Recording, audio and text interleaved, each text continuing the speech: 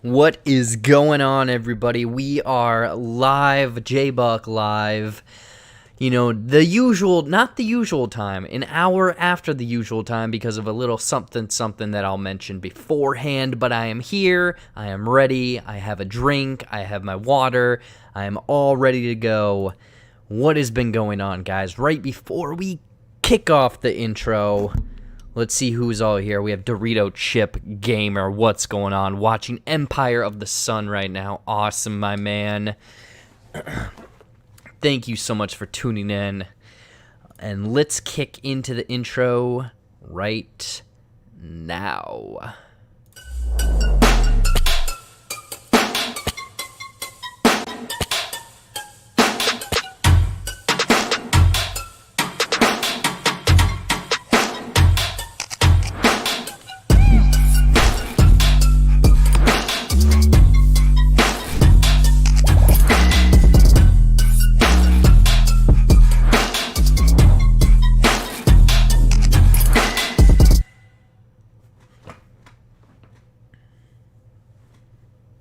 What is going on, everybody? Welcome back to JBuck Live, episode, 12? We're on 12 right now. A few months, of JBuck Live, of movie news, shenanigans, scrambles, a whole bunch of stuff going on. But again, this is a different time. This is the first week for this new time slot for JBuck Live. Obviously, we're trying something a little bit different, and also I'm just trying to get my schedule all right with life and everything. Like, we already have some people in here. We have Movie Files, Elliot from over there. What's going on, Elliot? Yes, things are going well. Hopefully you are doing well as well. Dorito Chip Gamer, what's going on, my man? Hopefully you had a great week. But anyways, yeah, for myself, the reason behind the moving of the time schedule is, I think I tweeted it out, I might have put it on YouTube, but I now have sand volleyball on Tuesdays that goes from 7:30 to 8:30. So moved, obviously JBuck Live was 8 o'clock to 9 o'clock, moved it from 9 o'clock to 10 o'clock now, my time anyways, and I don't know how well this is going to work out because I wouldn't say I was stressing, but I was I had to move quickly because I got home at probably 7 minutes before this thing kicked off. And again, I have everything prepped. I had all the microphone, the music, the microphone, the camera, all of the stuff set up. But it might be touchy and quick, some of these future episodes, but luckily, the good thing for myself is, or I guess the good thing for movie news is it's a very slow week, really. There's only kind of one main topic. Obviously, you have the topics over to the left or right, I guess, yeah, the right-hand side. That's what we're going to be talking about. But just what I have been up to this weekend. You know what, guys, in the chat, let me know what you guys have been watching, what you guys have been, Netflix, Hulu, I don't know, what have you guys been watching? Any good movies, TV shows, anything that you can recommend?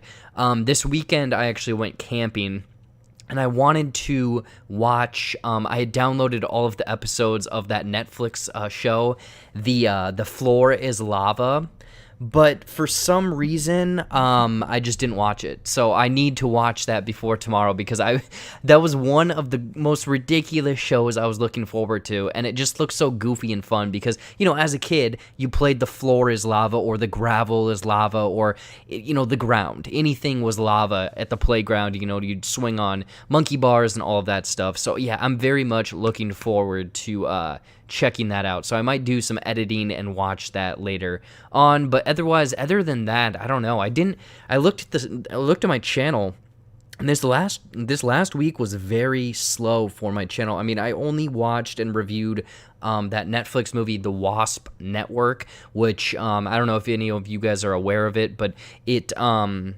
of like takes place in the early 90s. It's like Cubans and trying to, keep up with Fidel Castro, kind of stabilizing, oh my gosh, I can't even think of basically what I'm getting at is this movie was very confusing and all over the place. I would highly not recommend checking this out at all. Wasp Network, not good at all. Some of you guys in the chat are saying Movie Files finally watched season 1 of Doom Patrol and watching season 1 of Dark. Both shows are coming back this week for their new seasons. Oh man, I'm gonna have to check that out then. Yeah, because I've heard Doom Patrol is pretty good, but Elliot, if you're still watching, let me know how Dark is, because I've been hearing some good things, and yeah, I did see that the next season is coming, so I might have to check that out. But I'm trying to think. At the end of the show, obviously, I'll throw down what is coming on my channel this week. But I don't know. Not much was watched and recorded last week. But I looked at my calendar, and July is going to be a big month and everything like that. Yeah. He says watched Wasp Network, and it was all over the place. Yeah, Penelope Cruz was great, and also I completely forgot that Ana de Armas was in it. So it was nice to see her in that role. And the thing is, they got pretty good.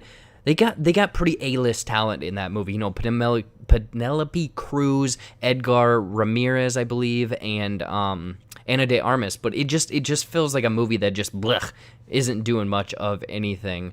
Yeah, Cody jumping in the chat, found my way back to Watchmen this week, and oof, it's good.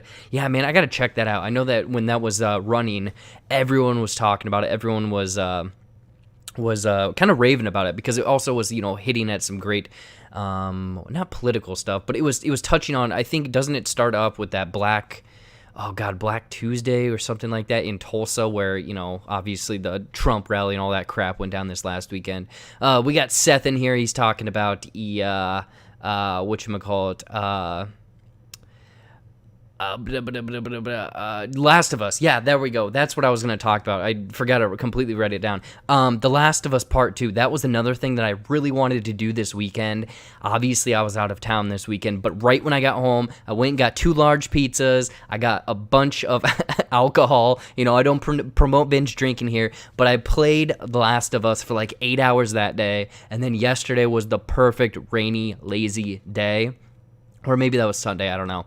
But I played it for like another 12 hours. So I've played The Last of Us a lot, and I am hooked on it, because not really have I completely gotten that far into the story. I just keep getting lost in the details. Like, this is the most beautiful game, and God knows what it looks like on a 4K TV with you know, the PS Pro, everything like that. Like, I'm curious on what the hell, if you have this game on a 4K TV, what it's looking like. But yeah, I'm just running around picking up scraps, making pipe bombs, and exploding people.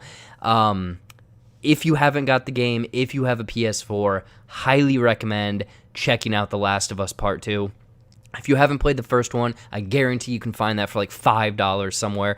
Go play that quick. It's a quick, like probably 15-hour game, and then just jump into the second one, because I'm loving everything in it. And again, no spoilers, anything like that.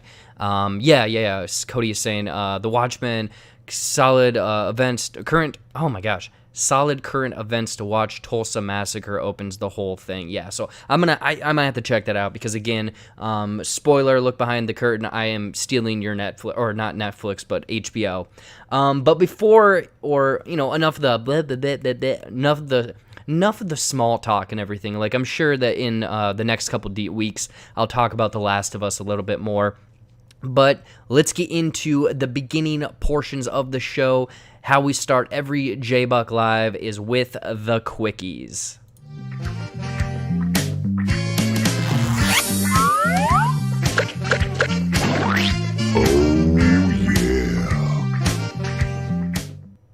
All right, we are in the Quickies portion of JBuck Live, and this is the portion of the show where we talk about some quick news items in the entertainment, video game, movie world. And again, you know, this is kind of a slow movie week, and these are kind of topics that wouldn't be main headline notice, but you know, I'll talk about them, I guess, because they kind of perked my interest a little bit. First up, one of the things, and I did not include this in the trailer talk portion of the show, but Apple TV Plus, I believe. I haven't watched anything on this platform, but no, I've watched The Banker. That's about the only thing I've watched on that platform. I know some people say that the morning show is pretty good and everything like that, but we got the first kind of, it was like a little bit behind the scenes talking about, plus a little bit of a trailer I would say first look at this new like sci-fi epic series based on like a bunch of sci-fi novels called The Foundation. And honestly, I have no idea what the hell this is about, what the story is, but it takes place over like 1,000 years. It looks like it's epic sci-fi. I mean, for Apple TV Plus, I'm curious how the story is going to play out. But right now, the visuals of everything look phenomenal. Like it has space, it has spaceships, it has weird kind of races going back and forth. I think it has politics. It has like this gorgeous lighting and coloring, like blues, greens, reds, and yellows, but then also some like creepy, weird monsters. I don't know if you guys have seen the trailer for that.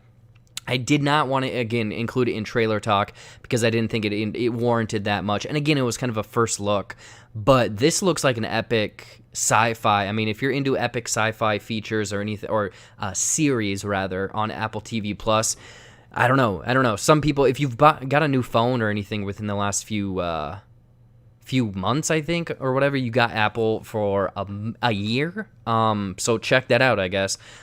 Movie news, though. We have SpongeBob, Sponge on the Run. I know some of you guys are... we're looking forward to SpongeBob. I mean, I thought the animation looked good. I thought the first trailer looked good. I thought that this was going to be a solid SpongeBob movie on the big screen. Kind of a movie to, I'm not really get people back into the theater, but be a nice movie to really slowly ease us back into the theater. But unfortunately, SpongeBob, it came out that this is going to move from theatrical release to digital release they haven't given a specific date yet, but it's supposed to be 2021, so I'm assuming probably the first quarter, second half, or first half of 2021, but then it will be streaming on CBS All Access, and that kind of made me laugh because I don't know anyone that's really watching CBS All Access. I don't know who really has it. I guess my thing was, I'm kind of curious because is there a Nickelodeon streaming service? I know that maybe it's not that big, but I would think that whoever owns Nickelodeon therefore has SpongeBob, therefore would take ownership or whatever of the movie. So I'm kind of curious how that would work or whatnot. But yeah, unfortunately, we're not going to see SpongeBob on the big screen. You'll have to rent it, everything like that. Yeah, some people in the chat are talking about Foundation.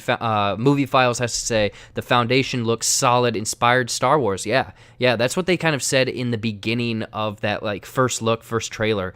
So I'm on board for it, man. I don't know anything about the book series. I know it kind of says, like some of you guys are saying, apparently it's based on a series of one of the best-selling book series ever. It's won a Hugo Award, which I have no idea what the hell that means, but it has an award after it, so that means that it's probably a very cool type award for the show.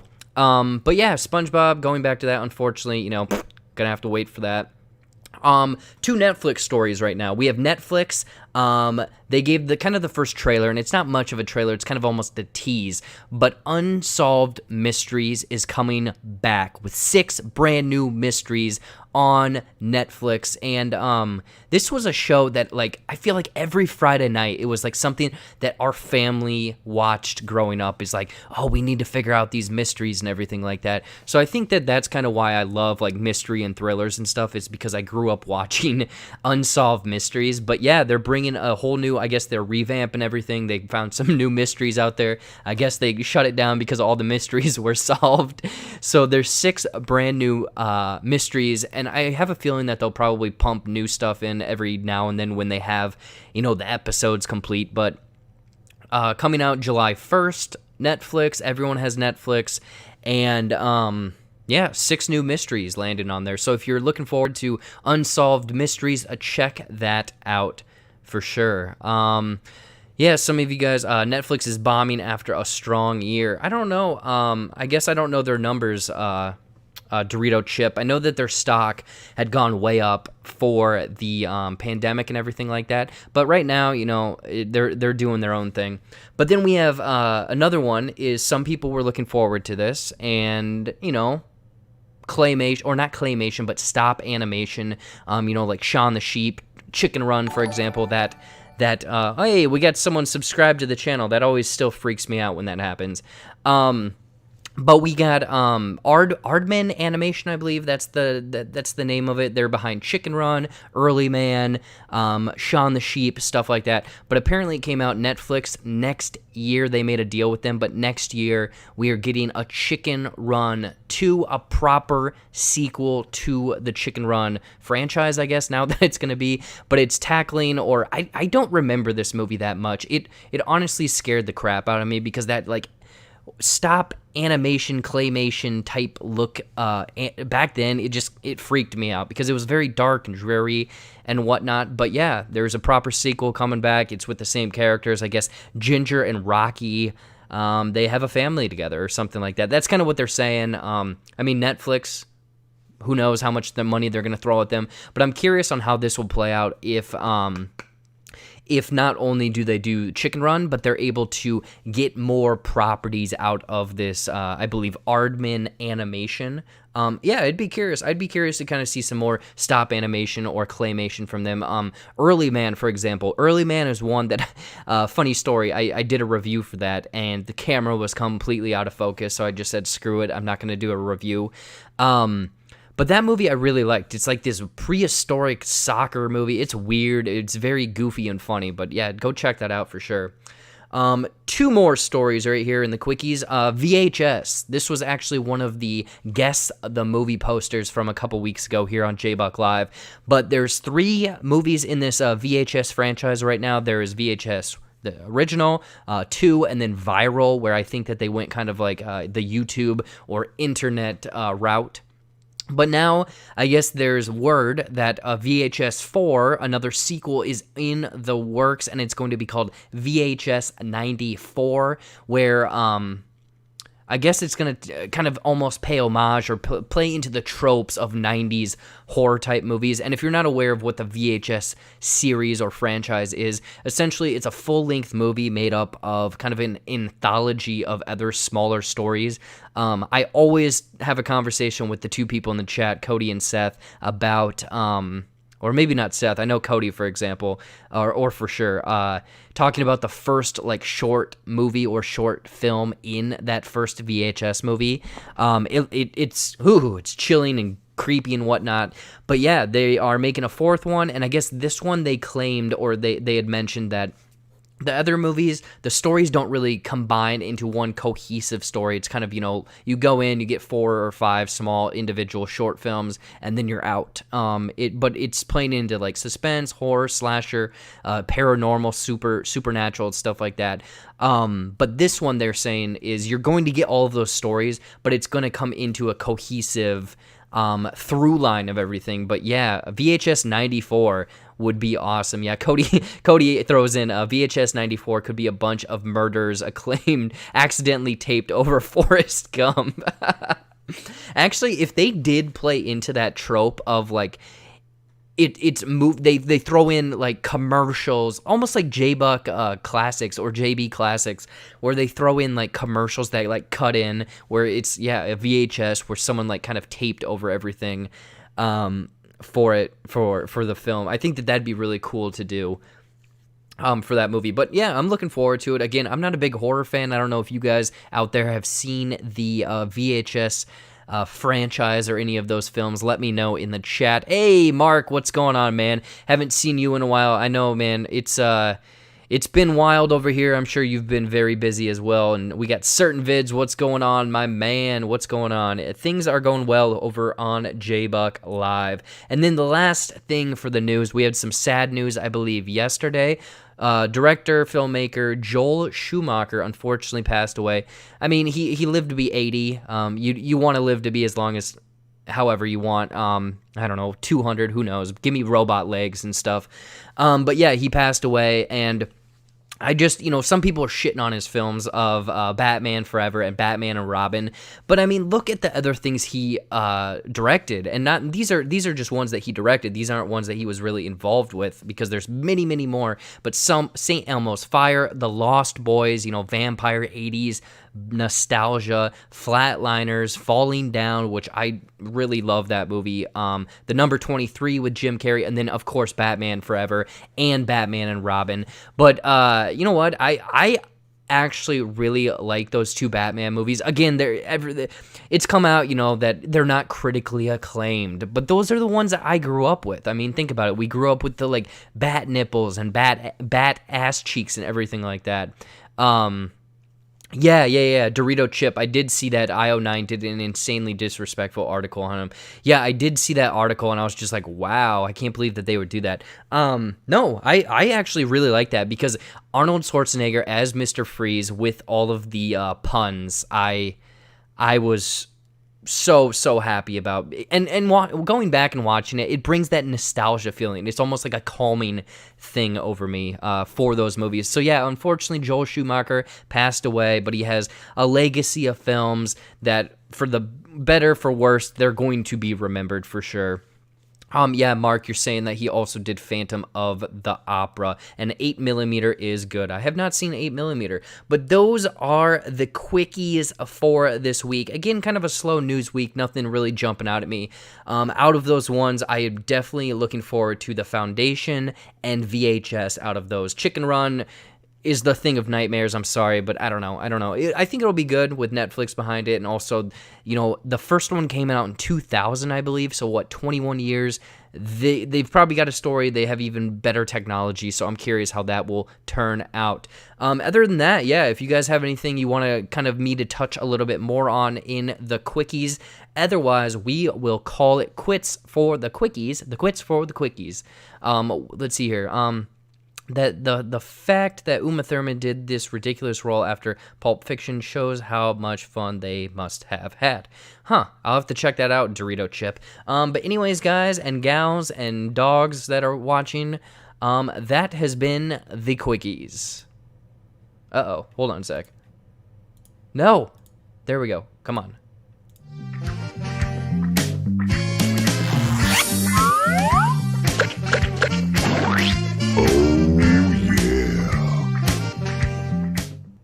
There we go. Quick technical difficulties and everything like that. Looking at time-wise, you know what? Let's kick into our first commercial break, and we'll get back with trailer talk and then our main topic.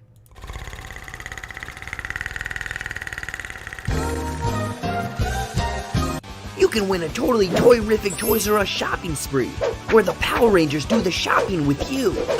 Keep watching JBuck Live to find out how you can win.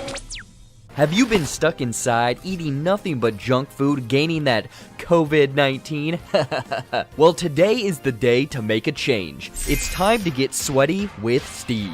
Hey everyone, I'm Stevie Sparkles, creator of Sweatin' with Steve, and are you ready to get sweaty? 'Cause I am. Sweating with Steve is the proven system to guarantee results with great exercises like the Yaaaayyy, the Rump Shaker, the Praise the Lord, and whatever that is. Get it, people, get it. Really working up that sweat. Now it's time to ask yourself, are you ready to get sweaty? Sweating with Steve, not guaranteed to show results. Please also follow our diet plans listed on sweatingwithsteve.biz. Don't go to sweatingwithsteve.com because that is an all-male adult website. Our lawyer said we needed to warn our customers ever since the incident. Get ready to get sweaty. Yay! Are you looking for a meaningful relationship? Hi, I'm Nathan. I'm Kelly. Hey, I'm Todd. Hi y'all, I'm Bobby Joe. Right now, if you text DATE to 696969, Honest Match will give you 7 days free. I like feet. Like, I really like feet. Do you know the show To Catch a Predator? I was on that. I can hardly see with these, so it's okay if you're ugly. So what are you waiting for? Download Honest Match and start your journey today.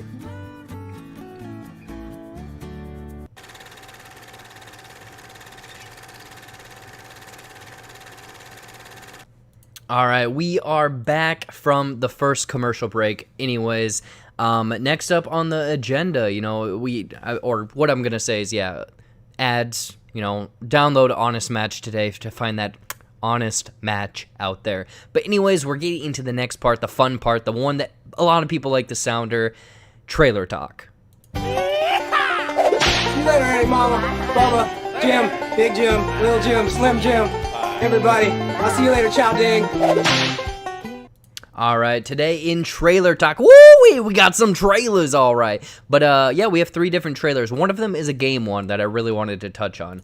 But first up, we have, it's a Disney Plus offering. and it's a musical.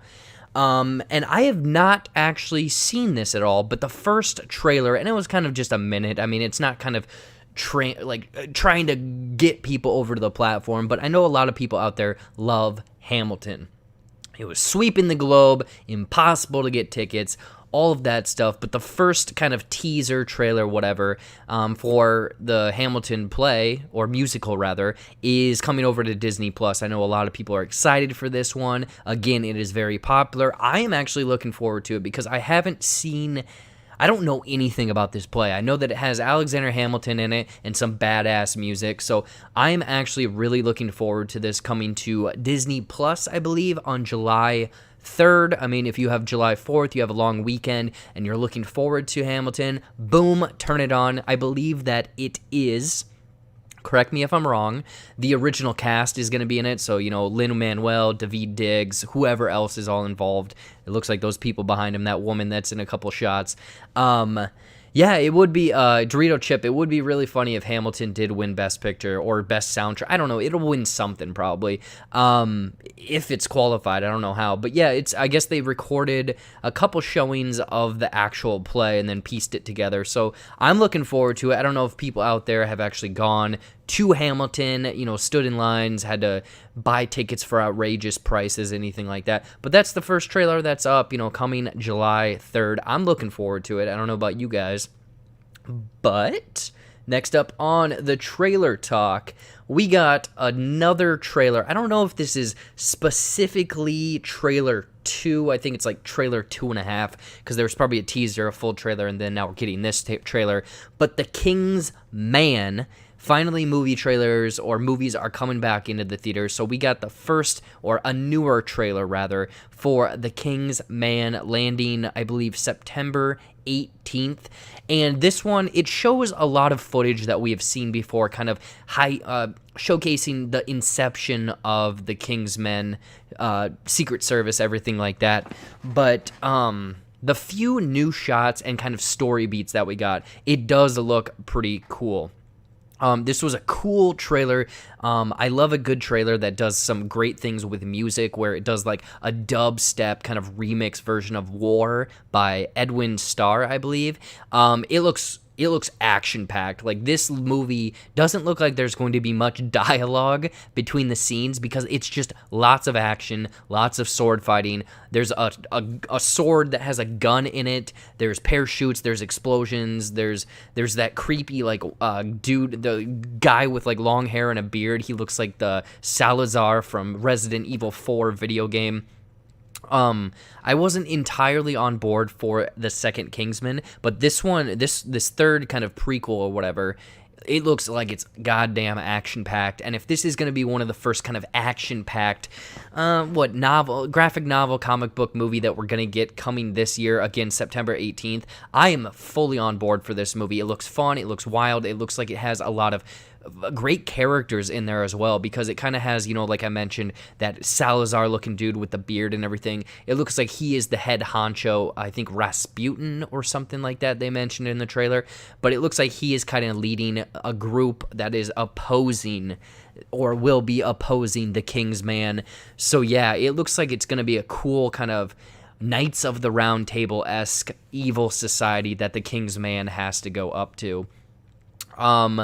Yeah, Cody, you give me this fast hopping, hoping to capture the cool action without the first bloatness of the second. Oh my gosh, I can't talk. But yeah, the second one felt like it was very bloated as well. And this one just looks like, again, I don't know what the runtime is, but it looks like this movie is going to be moving, trying to set up everything, the action, the explosions, the cool stuff, especially since I wouldn't necessarily call it a period piece, but it's taking place, in the 1940s, 20s? I'm probably way off, because I don't know history. But yeah, King's Man looks cool, September 18th, totally on board for this one. And lastly, in the trailer talk portion, this one is my favorite, and I'm very excited for it. Video games. I love talking about video games. I don't usually do that much on my channel, which I need to do.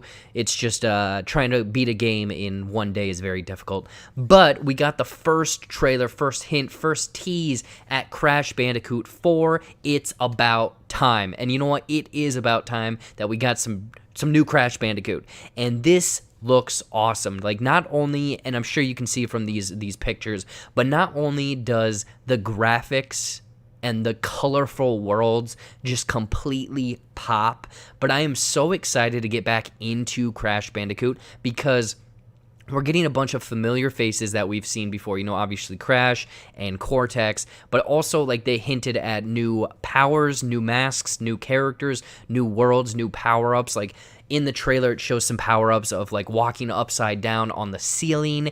There's time manipulation. There's time stopping. Like, I am very on board for this Crash Bandicoot because the first one is the one that I grew up with. I played the second one a little bit, but Warped was the one that I played the most. I haven't gone back and played the remaster that they did, last year? But yeah, fully on board for Crash Bandicoot 4. It's about time. It looks so cool. It looks fun. That picture, I don't know if it comes back up, but of the girl, I can't think of what her name is, but with the dynamite of the robots, like, this looks like a very gorgeous game. And plus, it's bringing us into a bunch of new levels and atmospheres. Like, obviously, we're getting the kind of, like, prehistoric level where you're running from a dinosaur or something like that. But we're also getting these, like, futuristic levels with, like, flying cars and everything. So I'm just so excited for this one. This one, it looks like it's coming out October 2nd, I believe. New powers, new characters, new worlds, new everything. And also, it had a badass trailer. I would recommend going and just watching this trailer. I think it's like a minute 20, minute 30. And it has a remixed version of Fatboy Slim's Funk Soul Brother. Love this trailer. I watched it a couple times today when I was trying to, redo this. But yeah, some of you guys, Seth is really wanting a new Spiral game. Yeah, I'm kind of surprised that they're sitting on that IP and they haven't really done much with it. I know Skylanders, but that was about 5 years ago now.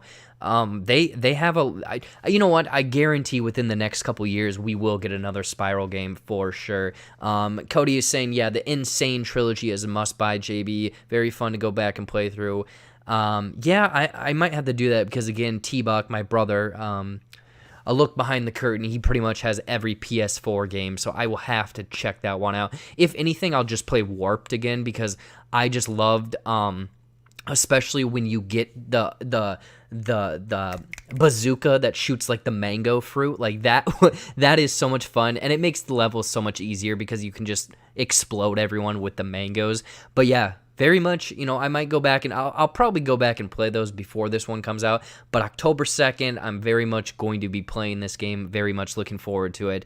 Out of those 3 trailers, though, which one are you guys most excited for? You are excited for Hamilton, The Kingsman, or Crash Bandicoot 4? Let me know in the chat.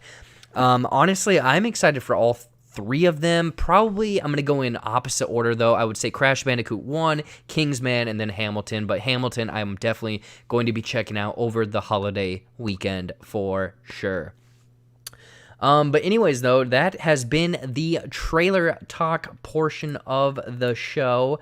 Let me transition back, and then we will throw up that sounder. See you later, Aunt Mama, Bubba, Jim, Big Jim, Little Jim, Slim Jim, everybody. I'll see you later, Chow Ding. Yes, Seth, totally agree. Yeah, there's plenty of games that I need to just rip open and we need to actually play or whatnot. Yeehaw, though, that's the trailer talk for this portion of the show. Anyways, though, looking at the topics on the side, we are going to get into the main topic of the show and everything like that. So it came out, I want to say, was it this weekend? I want to say this weekend, or maybe it was yesterday. My day's life is all moving together. But it was announced that Michael Keaton is coming back as, give me one sec. Boom. There we go.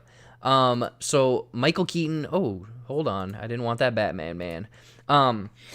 Michael Keaton has, I guess, met with, signed on, had preliminary talks with people over at Warner Brothers, DC, everything like that, of reprising his role as Batman from the original Batman, the Tim Burton ones, and the second one, what Batman, not Forever, but Batman, God, I can't even think of what that one is. I'm sure someone in the chat will help me out with that. But yeah, Michael Keaton is returning for the Flash movie, and then potentially multiple multiple DCEU movies coming forward. And it's kind of weird, kind of crazy, because it's like, wait, what's going on? So the reason he's coming back for this Flash movie, and again, I am not 100% knowledgeable. I'm sure some of you guys out there know a hell of a lot more than I do when it comes to this situation. But the Flash movie, they've been trying, thank you, Batman Returns. The Flash movie, they've been trying to get off the ground for years, all of that stuff, and it just hasn't been working. And the thing that they want to mess with is Flashpoint. And Flashpoint, he goes back in time, the Flash does, because he can manipulate time because he moves so quick. Saves his mother, but then that causes... Don't mess with time, essentially, because it causes so much trouble, and you find out that Batman was never Batman because his parents didn't die, but Thomas Wayne is now Batman, and it sets up this whole different world. And if we learned anything from this announcement of Zack Snyder's Justice League, I think that that's kind of the way that they're going, is potentially setting up this whole Flashpoint movie that's going to then build in a multiverse in the DCEU, and we're going to have a bunch of different storylines or timelines going on at the same time in the DCEU. So yeah, Michael Keaton would be potentially reprising or returning as Batman in a separate timeline years and years later. It's interesting. It's very weird, because there was another thing that I read was they said that the 1989 Batman and then Batman Returns, the two that he was in, they are now part of canon of the DCEU, but Batman Forever and Batman and Robin are not canon. I guess it came out today. Not that many people were reporting on it, but it's so weird that they're going to do this. And I know some people have kind of mentioned that, I think Seth even right now, he had just said that Ezra Miller was in the DC, the TV, The Crisis, and some of the CW people were showing up. So is that going to be part of this universe as well? Obviously big news for Michael Keaton. And some people were complaining, being like, oh, don't do this, don't do that. I think it's kind of cool. I think it's kind of interesting. I mean, the people that grew up with Michael Keaton's Batman, they're going to be very confused. I will say that, but I'm on board for this. I mean, if we look through this article, it says, and while all of this seems out of left field, it makes a lot of sense considering the Flashpoint and then blah, blah, blah. If we know what the Flashpoint is, I think down here it kind of says what the story of Flashpoint is and everything like that. So there's two different ways I kind of look at this, and the latter is the way that I want this to go. They're going to do Flashpoint. They're going to go back in time. Michael Keaton is then going to be like an older Batman. Cool. Do all of that stuff, kicking ass, whatnot. But I really want, and I hope that they do this, because, if they do the whole Flashpoint thing, then they would bring in and change up everything where Jeffrey Dean Morgan would be Thomas Wayne, and then he would somehow be Batman, which I think doing that is going to be very confusing. Just make Michael Keaton the older Batman and whatnot, and let him do his thing. But I think that this is the better thing to do, and they kind of mention it here, and it clicked instantly for myself, and I had to read a little bit into it because I read it growing up, but I didn't remember the specifics. But if they did a Batman Beyond-esque style movie, not exactly following everything of not exactly everything that's coherent with that, not coherent, but in line with that storyline from the 90s, later 90s animated show. Basically it's Batman. He stops being Batman because he has heart problems. Then he tries to get back into the action. Some kid finds out that he's Batman, and then he trains him to be Batman Beyond. And the name is escaping me, Mick something, I can't think of it. But yeah, I'm on board for this Batman Beyond. If they go that way with it, Batman Beyond or whatever.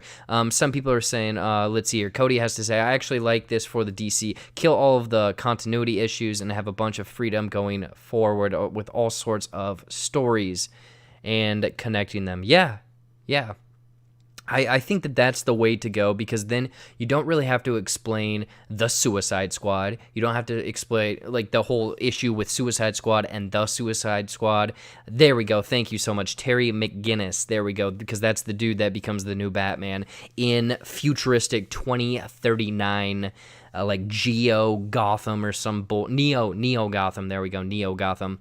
I think that that'd be really cool if they went that way with it, but the whole Flashpoint building up into this whole multiverse, I think that it makes sense because they clearly don't know what the hell they're doing with just one cohesive storyline. So let's make all of this potentially be included, and if it's not directly linking these movies, just say that it's in a different universe, a different timeline, anything and everything a little bit different, because I think that that would work. I'm on board for it. I mean, Cody's saying he's on board for it.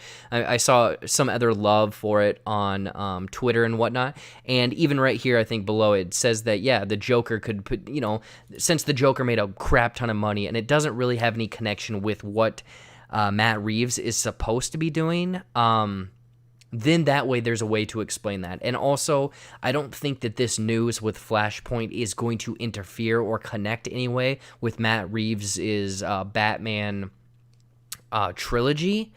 But I don't know. I think this is cool. I think it's interesting. I like how they're almost kind of thinking outside the box, because when they were trying to copy the MCU and Marvel and everything, it just wasn't working. I think stick to what you guys know, where it's like, boom, you want to do a side story with just a standalone movie, and that's that. Or you can have all of these movies subtly connect. And also, Michael Keaton is badass. I mean, to see him as an older Batman and potentially ushering in a new kind of Batman, which again, that goes, like, I'm almost contradicting myself talking about this, where if he was the older one and he brought in a new one, then how does that affect the Robert Pattinson Batman that's taking place in like the late 80s, early 90s, whatever time frame that is taking place in?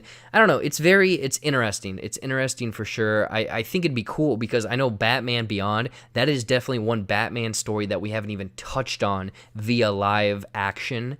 And I think that would almost be, not exactly, but like, Miles Morales is a complete switch up from Spider-Man, and I am loving what they're doing with that. So if they took Batman Beyond and did like a complete switch up of this Batman character, that I wouldn't say is stale, but we've seen a lot of it. And also, I don't know, bring in some more of the weird supervillains that we, that are new to that realm, because I know, or from what I read and remember from Batman Beyond, a lot of the villains that we're used to, that were, the rogues gallery of the original Batman, are now passed away. They have given up crime, or they are put away in Arkham Asylum, I believe.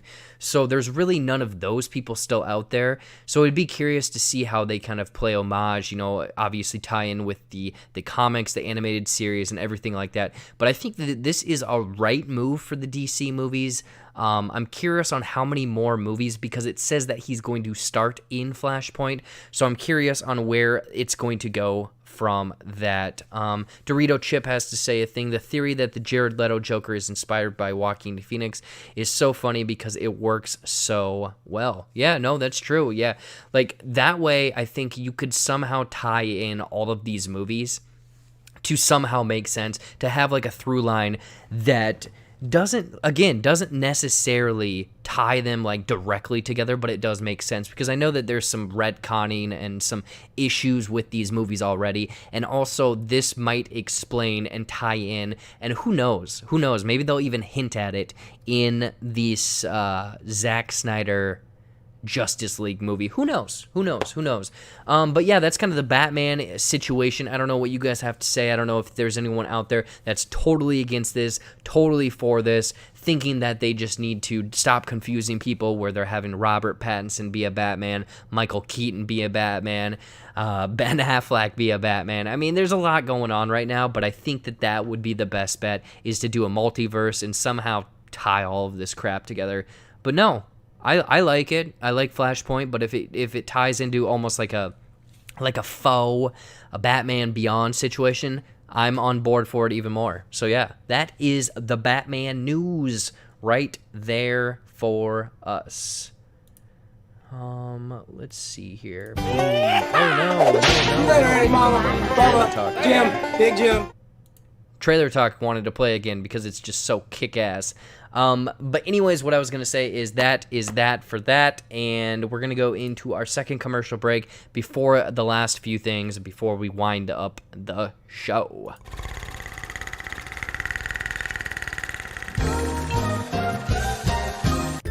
Can you guess the movie quote? Hey, maybe I'll give you a call sometime. Your number's still 911? Oh, righty then. Let's hear it one more time.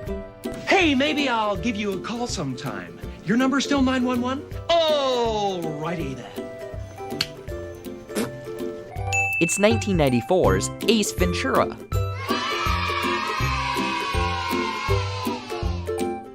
Do you want to look fly and hip like all of the cool kids? Well, head over to tpublic.com/user/JaredBuckendall to browse all of the designs JBuck Studios has to offer, like this one, or even this one. Those, along with several other designs and products, including our holiday line, are always available. Again, head over to tpublic.com/user/JaredBuckendall and grab some merch today.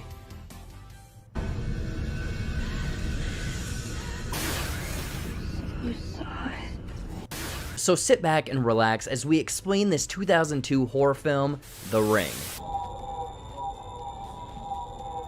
Oh, to do some more investigating, only to scare a horse half to death. Actually, it was more full to death because it jumped off the ferry and was eaten up by the propellers. The fire hose is still attached. Take a look.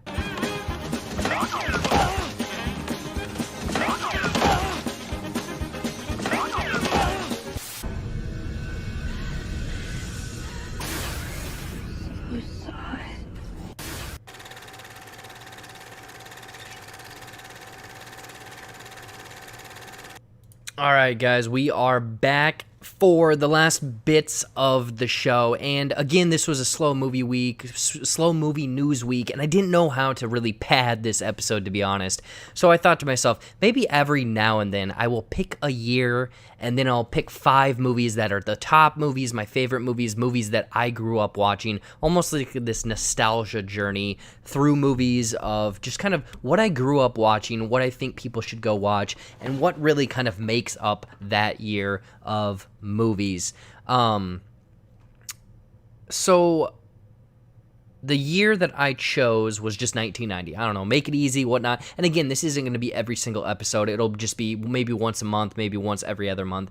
But I was like, okay, what are the top 5 movies that I think that I've watched? And again, I haven't watched every single movie. What are the top 5 movies of 1990? So I was like, okay, let's see here. Let's figure this out. So the 5 that I came across, first up, and I think everyone should see these, or these are common movies that everyone has kind of seen. Let me know in the chat what your top 5 movies are, if you've seen these, which ones maybe I'm missing. But first up, Home Alone. I think this is a movie that everyone grew up with. This is a standard Christmas movie for myself. Macaulay Culkin, so many different quotable lines, him staying home, I made my family disappear. And this was a movie, I grew up with this one. So this one is not necessarily top, but, or like these movies are kind of top favorite, you know, kind of guilty pleasure type movies for myself. So Home Alone hitting at that spot for myself.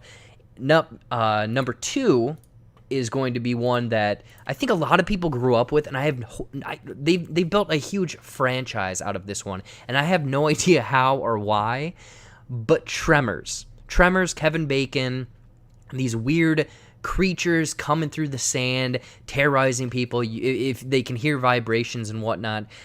I don't know why or how this movie is such a prevalent thing of that year, but I grew up with this movie, watching it all the time. I don't know if we rented it. My parents had rented it. It was on TV all of the time. But yeah, Tremors is such a weird movie. Hey, what's going on, Garlic? Okay, Garlic, what's going on, my man? But yeah, Tremors is so goofy, weird. It plays into a seriousness, but it's also kind of a comedy type situation for myself. Yeah, Dorito Chip. I love those movies for sure. This one, whatchamacallit? This, Strictly, this is just 1990, not 1990's, because I know Pulp Fiction is, 1994.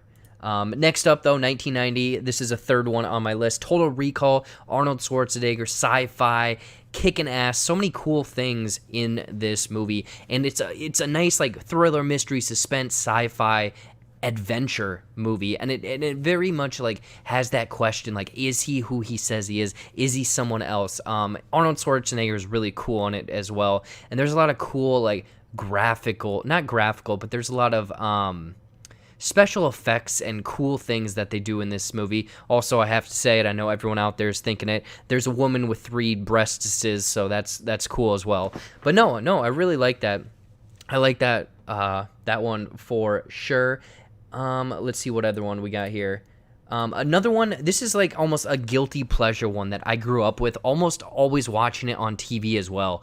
But Arachnophobia. I have no idea why this movie is such a movie in my viewing habits, because it's, I don't like spiders. I don't like scary movies. I'm trying to think of who is in this movie. Because I know Newman from Arachnophobia movie. But this was like a weird one that I grew up with, where I specifically remember the opening scene where they're going to like the Amazon and then the different spiders came out and everything. Jeff Daniels, there we go. Jeff Daniels is in it, and we lived in like a small town, and there's a scene where the spider like goes into someone's sandal or slipper, and like an old man dies, and like everything about that. Thank you in the chat, Running Man 55. I think that's Mike Huseman actually. So Mike, thank you, my man. John Goodman as well. God damn it. You know what? Maybe I should have taken this movie off, because I don't remember any of this crap that I'm talking about. But I think that it's just so creepy, especially when they're in the house and all of the spiders are like coming out, and then he has to shoot the spider at the very end. This movie is like the definition of a 90s movie for sure. Dorito Chip, no, see, Goodfellas, I did not include Goodfellas on this list because I haven't seen it yet. It is on my list, and I think that I'm gonna have to watch it one of these weekends, or I'll make it the movie spotlight or something like that. But then the final one, rounding this out, I love the original Predator, and then Predator 2 is so weird, and it flips a switch, because it's almost like this dystopian near future taking place with Danny Glover, the police force, the mafia, the like it's not necessarily the Cubans, but they're running like drugs and whatnot, and the Predator just takes out all of these gangsters and whatnot. But then also we get Gary Busey in this movie, who was supposed to be played by Arnold Schwarzenegger, and it's interesting to see the Predator in a completely different environment, not the jungle, but this time in a city, and he's almost admiring Danny Glover throughout this movie. And we also get Bill Paxton as just like a goofy new guy, like kind of reporter and everything like that. Yeah, I totally agree. Predator 2 is better than AVP for sure. Yeah, see, some of these movies that you guys are throwing out, yeah. I have, I very much considered throwing Edward Scissorhands, but that movie scared the bejesus out of me. TMNT was a staple for sure, but I completely forgot that one. And yeah, Kindergarten Cop and RoboCop 2 were another great ones. Like, he does not have a tumor. I don't have a tumor. Rocky is Seth's franchise, man. Rocky can go eat it, man. But yeah, Predator 2 on that list, and I think I have a final, let's see here. I think I have a final graphic image for that. And again, this was just kind of a slow week, so we'll throw that up, and we'll take my camera out of here if that works. Boom, right there. So top 5 movies of 1990. These are my picks. I know that you guys out there have a lot of different picks. Obviously, you guys are throwing a lot out there. You're saying Rocky 5. I don't know if that's a joke. Edward Scissorhands, TMNT, Kindergarten Cop. But yeah, these are mine. Home Alone, Tremors, Total Recall, Arachnophobia, and Predator 2. And again, this is kind of just to pad some time, just peek behind the curtains. I might do this every now and then to kind of, showcase some movies that some of you people haven't seen for sure. But yeah, that's kind of my movies. I know you guys are saying a lot of them in the chat, and I very much appreciate that. I've realized that there's a lot of movies I have not seen, and I definitely need to go check out. But the last and final thing we will get to is movie spotlight for JBuck Studios this week.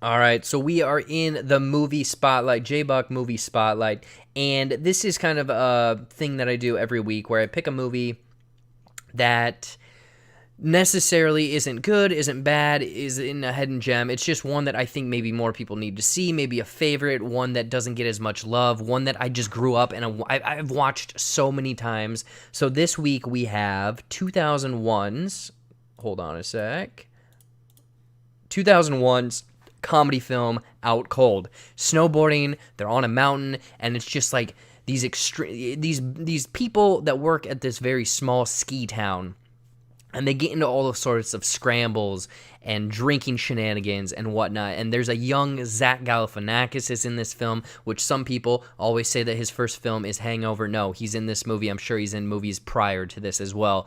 But it is just such a... This was like early 2000s comedy, very goofy, very fun. And I later found out that this movie is actually the exact same plot line, but modernized, I guess, of Casablanca, where this guy and girl have this wonderful relationship, and then she disappears, and then later on she comes back into town, but she's with a new guy. And yeah, if you watch this movie or are aware of this movie, 2001, Out Cold, with all of these goofy fun shenanigans. Again, there's a picture of him in a hot tub right there. I don't know if you guys saw it, but it's just so much. I don't know, I grew up watching this movie. I watch it all the time, and whenever it's on TV I will stop and watch this movie. But it's very funny, it's goofy. It's definitely the it's a time and place type movie, and it's Zach Galifianakis is in it. It's very fun. They put him in funny situations. Champ from Anchorman is in it, and he's very funny.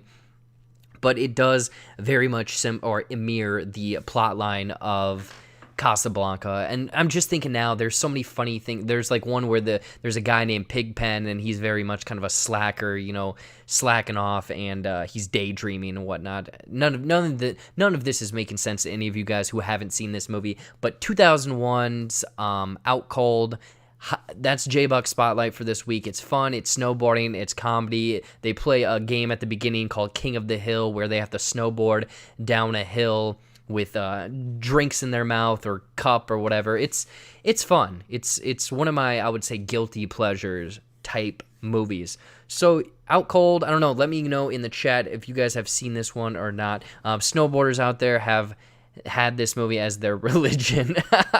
Yeah.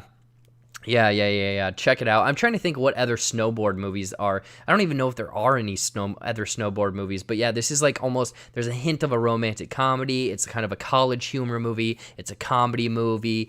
It's hitting on a lot of different spectrums of this film. But yeah, Out Cold, you have gotten the JBuck Spotlight for this week. Oh, hold on a sec. Let me click that. Click the sounder and we'll get to the announcements.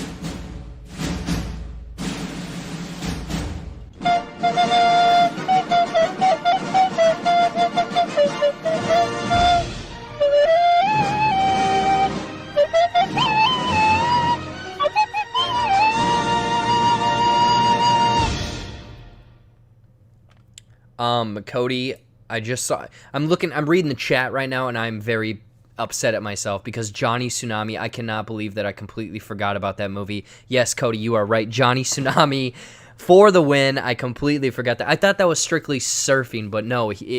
Wow. Anyways, though, that has been JBuck Live for this week, episode 12, week of whatever the hell this week is, June 23rd.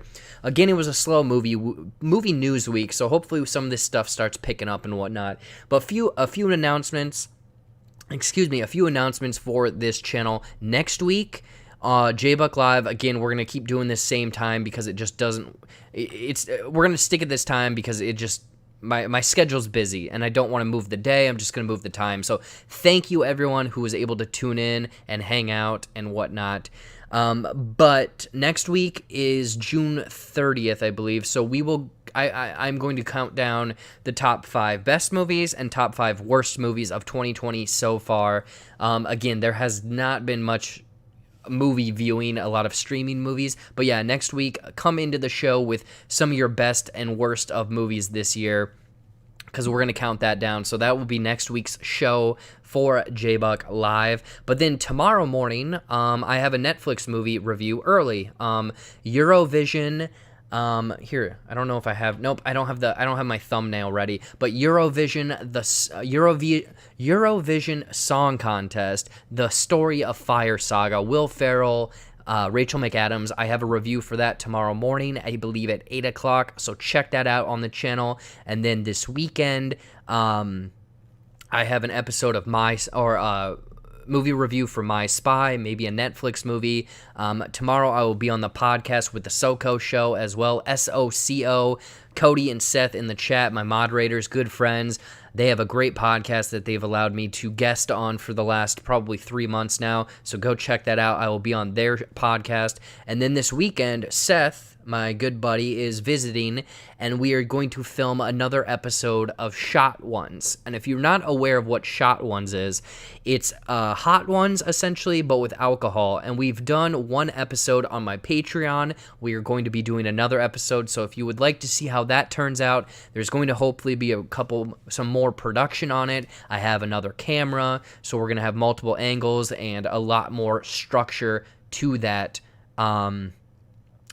show. So yeah, there will be a new episode of Shot Ones, and depending on how it turns out, I might make it public. Right now it's a Patreon exclusive episode, and if it does turn out really well and people kind of have liked it, I might show some people, let you guys see how it is. But yeah, I'm very excited for that. But then the rest of the week, just normal reviews and stuff. So yeah, next week, tune in, bring your best and worst of movies, and we can have a nice discussion. I will definitely write mine down.